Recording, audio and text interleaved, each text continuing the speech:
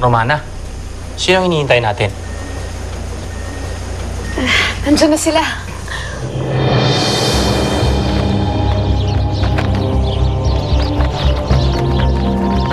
Ba't ang daming kalapati?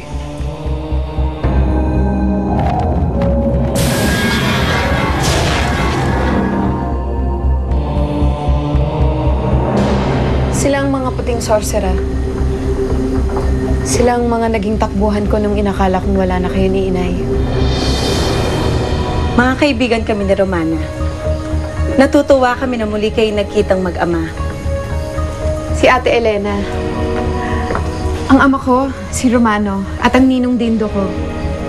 Kilala niyo naman si Antonio.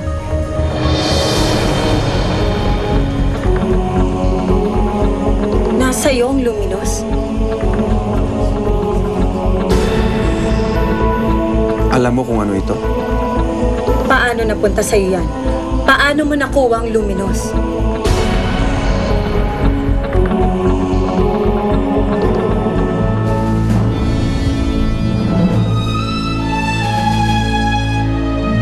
Bakit ngayon ka lang? Kagabi po umuwi si Inigo. May iba akong natuklasan nung nakita ko si Romana. Ano yun?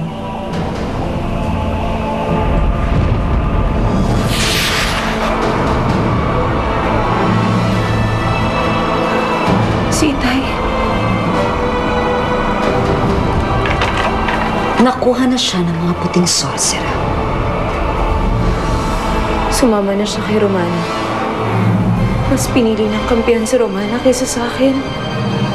Nasa kanya pa rin ang luminos. Nakuha na ng mga puting sorcerer ang tagapangalaga ng luminos.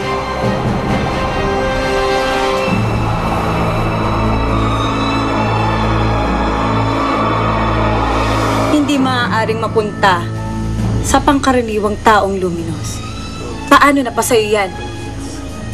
Mahabang kwento. Hindi madaling ipaliwanag. Kailangan ko malaman lahat, Romano. Mahalagang impormasyon yun. Alam mo bang nakasalalay ang kinabukasan ng mga puting sorcerer sa aklat ng Illumina? At nasa iyo ang susi ng librong yun.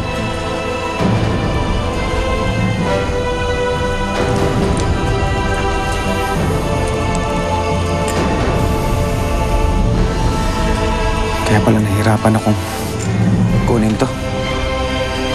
Sino munang nagbigay sa iyo nun? Si Ira ba?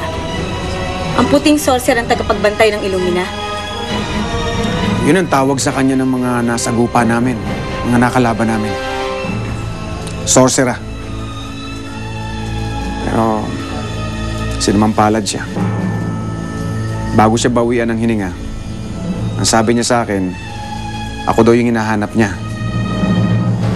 Ako daw yung magiging tagapangalaga nito, na Luminous.